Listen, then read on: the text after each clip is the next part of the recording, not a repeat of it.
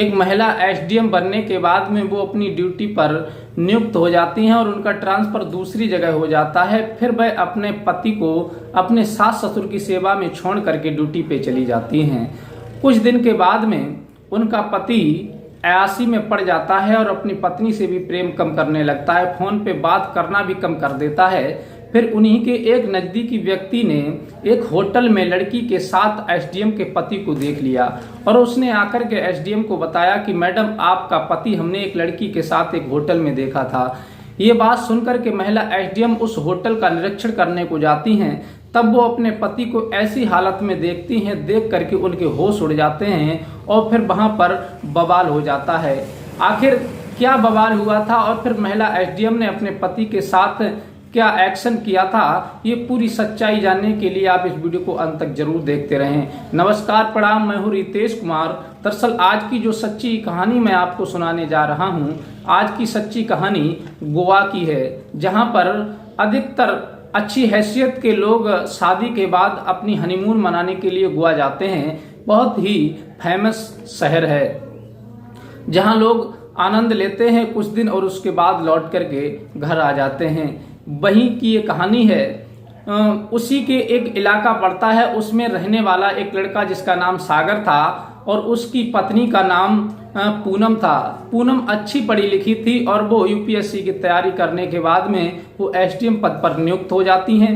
उसके बाद जब उनका ट्रांसफर गोवा में हो जाता है और गोवा में होने के बाद में अपने पति को कहती हैं कि तुम माता पिता की सेवा करो और मैं ड्यूटी करूंगी तो अच्छा रहेगा। फिर वो अपने सास ससुर के पास में अपने पति को छोड़ करके ड्यूटी करने चली जाती हैं और फिर वो हर समय जब भी उनका दिल करता है, मन करता है, तब वो अपने पति को फोन लगा लेती हैं और बड़ी प्यारी प्यारी मीठी मीठी बातें किया करती हैं। इस वजह से उन्हें अपनी पति की दूरियां महसूस नहीं होती हैं। उनका पति भी अपनी पत्नी एसडीएम से बड़ा प्रेम करता था और वो दोनों एक दूसरे से फोन पर घंटों बात किया करते थे। जब भी उन्हें मौका मिलता था तब वो छुट्टी से अपने पति के पास, सास ससुर के पास आती थीं और 1-2 दिन बिताने के बाद पुनः ड्यूटी पर चली जाती थीं।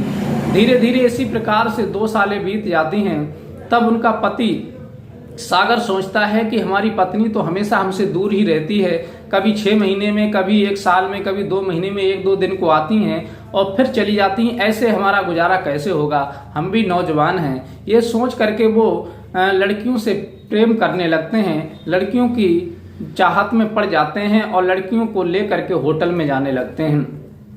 तो कभी किसी लड़की को तो कभी किसी लड़की को, क्योंकि जो लड़का इस लाइन में पड़ जाता है, किसी अन्य लड़की से प्रेम करने लगता है, किसी महिला से प्रेम करने लगता है, तो उसके रहन सहन अलग ही बदल जाते हैं। वो अपनी पत्नी से प्रेम कम करने लगता है। अब जब सागर अन्य लड़कियों के प्रेम में जब पड़ जाते हैं तो वो अपनी पत्नी एसडीएम से, पूनम से प्रेम कम करने लगते हैं और फोन भी करना कम कर देते हैं। फिर इधर पूनम एसडीएम सोचती हैं कि आखिर बात क्या है, हमारे पति अभी तक तो हमसे हर रोज बात किया करते थे और बड़ी प्यारी प्यारी बातें किया करते थे, लेकिन अब ऐसा मालूम पड़ता है कि उनका मन बदलता जा रहा है।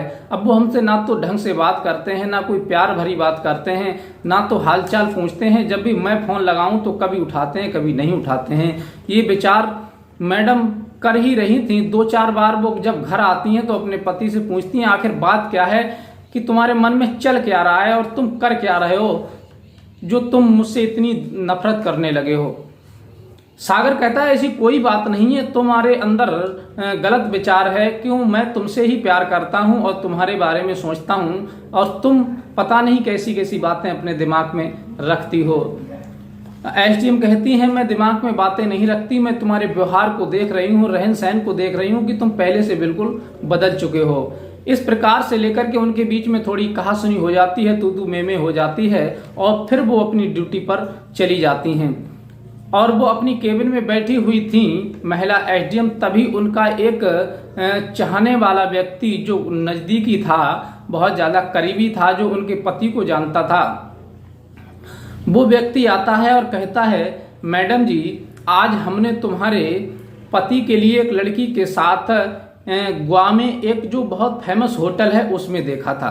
ये बात सुनकर के वो मैडम उसकी बात पर विश्वास नहीं करती और कहती हैं कि पागल हो गए हो, मेरे पति तो मुझसे बहुत ज़्यादा प्रेम करते हैं, ऐसा नहीं कर सकते क्योंकि मैं उन्हें गांव में छोड़ करके आई हूँ अपने सास ससुर की सेवा के लिए, और तुम उन पर ऐसा आरोप लगा रहे हो। वो कहता है नहीं मैडम, मुझे आरोप लगाने का कोई अधिकार नहीं है, ना ही मुझे इस बात से कोई लेना देना है, लेकिन आपको मैं सचेत कर रहा हूँ, आप चाहो तो इसकी इंक्वायरी कर सकती हो।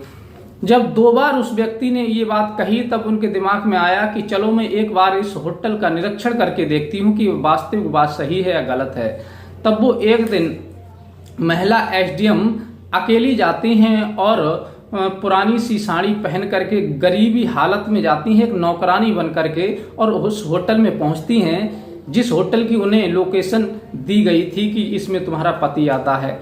अब वो वहां मैनेजर से जाकर के कहती हैं कि साहब हम बड़ी गरीब हैं, हमारी आर्थिक स्थिति सही नहीं है, और फिर तुम ऐसा करो हमें यहाँ पर कोई काम दे दो जिससे हमारा गुजर बसर चलता रहे। ये सुनकर के मैनेजर कहता है कि हमारे यहाँ पर वैसे तो कोई काम नहीं है, सारे वर्कर मौजूद हैं, अगर तुम ज़्यादा परेशान हो, तुम्हें काम चाहिए तो हमारे यहाँ पर जो गेस्ट लोग आते हैं, जो कस्टमर आते हैं, उनके साथ जाकर के उनका रूम तुम्हें दिखाना है, उनकी चाबी उनके हाथ में देना है, ये काम करना है। तो कहती है ठीक है साहब, आप जो काम बताएंगे मैं वो काम कर लूँगी। और उसके बाद मैनेजर कहता है कि अगर तुम चाहो तो तुम्हें जो भी टाइम मिले उस टाइम में तुम वेटर का काम भी कर सकती हो, क्योंकि हमारे यहाँ पर लड़कियां भी वेटर का काम करती हैं, तुम दिखने में बहुत सुंदर हो, इसलिए तुमसे कस्टमर ज़्यादा रिझाया करेंगे।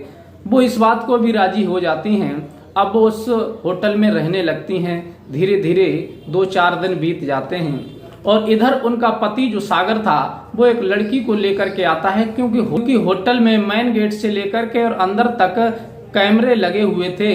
केवल होटल में जो रूम होते हैं उनके अंदर कैमरा नहीं होता है, और बल्कि हर जगह कैमरा लगा होता है। सीसीटीवी कैमरा में सारी फुटेज रिकॉर्ड होती रहती है कि क्या हो रहा है, कौन व्यक्ति किस समय आ रहा है, जा रहा है। तब वो महिला एसडीएम वहां रहती हैं। धीरे धीरे टाइम बीतता है और उसी होटल का एक व्यक्ति होता है जो कंप्यूटर को देखता था, वहां की जो रिकॉर्डिंग होती थी सीसीटीवी कैमरे की उसको सेव करता था, उसकी देखरेख करता था। उससे वो सेटिंग कर लेती हैं, उसे पैसे का लालच देकर के कहती हैं कि यहाँ जो भी व्यक्ति आए उसकी सारी फुटेज आप शाम को हमें दिखाया करेंगे और हम आपको डेली के 2000 रुपए दिया करेंगे। वो लालच में आ जाता है और जो भी गेस्ट उस होटल में आते हैं पूरे दिन के लिए और रात के, वो सारी फुटेज उस एसडीएम को दिखाता है, क्योंकि उन्होंने अपना ये नाम नहीं बताया था कि मैं एसडीएम हूँ। अब वो लड़का पूरे दिन की रिकॉर्डिंग निकालता है और मैडम को दिखा देता है। एक दिन उन्हीं का पति लड़की को लेकर के आया और उसकी रिकॉर्डिंग हो गई सीसीटीवी फुटेज में। जब उसकी रिकॉर्डिंग हो गई, वीडियो बन गई, एक बार वो मैडम सीसीटीवी की फुटेज देख रही थी, वीडियो देख रही थी, तो उन्हें दिखाई देता है कि वीडियो में उन्हीं का पति एक लड़की के साथ उस होटल में आया हुआ है और सारी रिकॉर्डिंग हो जाती है।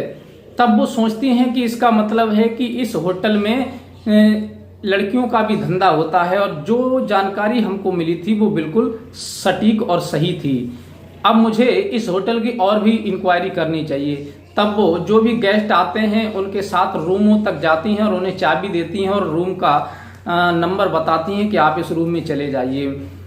फिर वो बराबर वाले रूम में देखती हैं कि वहां उस होटल के कमरे से आवाज आ रही थी, तो वो लड़की उसमें बैठी हुई रो रही थी। और वो दरवाजा खोल करके जब अंदर जाती हैं तब वो उस लड़की से पूछती हैं कि तुम यहाँ पर बैठी बहन क्यों रो रही हो?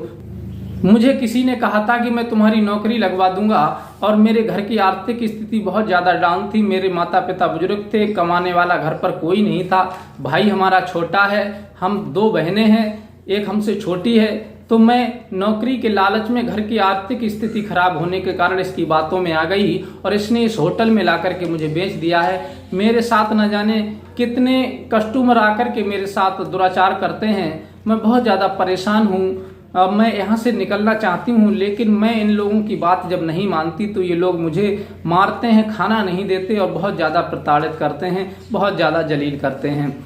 महिला एसडीएम उस लड़की के भी सारे बयान नोट कर लेती हैं और उसके बाद में अन्य कमरों में भी देखती हैं तो 1-2 लड़की और भी उन्हें मिल जाती है इसी प्रकार की, वो कहती है कि एक लड़की और मिली, वो कहती है कि मैं जब रास्ते से मार्केट जा रही थी तो मुझे जबरदस्ती उठा लिया गया था और मुझे यहाँ पर ला करके बेच दिया गया।